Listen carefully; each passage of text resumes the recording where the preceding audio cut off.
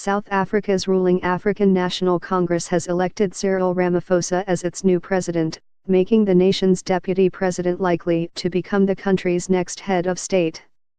One of the nation's wealthiest citizens, the 65-year-old Ramaphosa has styled himself in recent months as a reformer who will steer South Africa away from the corruption scandals that have hurt the economy and briefly sent it into recession this year. As the head of the ANC, Ramaphosa will be the party's candidate for president in the 2019 elections, which he is widely expected to win.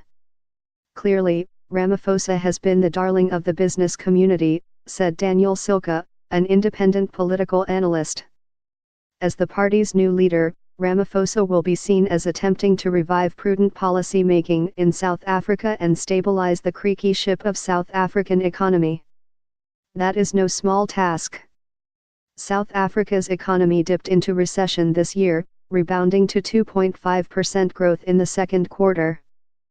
Unemployment is rampant, hovering close to 30%, and the country is rated one of the most unequal societies in the world, where the top 10% of earners received 66% of the national income, according to the 2018 World Inequality Report.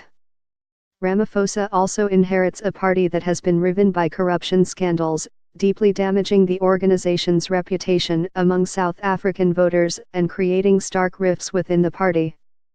Outgoing President Jacob Zuma's second and final term as the ANC's leader has ended after a scandal-ridden tenure that has seen a plummet in the popularity of Nelson Mandela's liberation movement. Zuma's term as South Africa's head of state ends in 2019.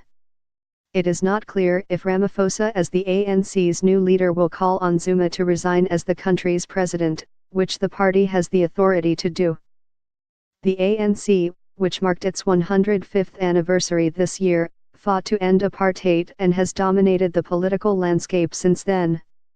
But it has been paralyzed by internal fighting and is losing support among voters who are frustrated that it has failed to deliver on the promise of a post-apartheid government. In recent local government elections, the ANC lost control of Johannesburg, South Africa's largest city, and Pretoria, the capital. Though Ramaphosa has been part of Zuma's administration, he has managed to steer clear of the corruption allegations that have dogged many of his colleagues and create enough distance from himself and the besmirched Zuma to not be perceived as part of the problem. This will be a confidence bounce, not just among markets, but among ordinary people, says William Goond, executive chairman of Democracy Works Foundation.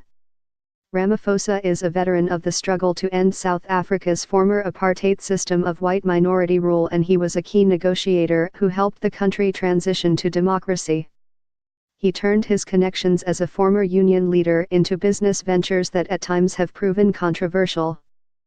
Many South Africans remember that Ramaphosa was a board member of the Lanmin mining group at the time of the Marikana killings in 2012, when police shot dead 34 striking mine workers.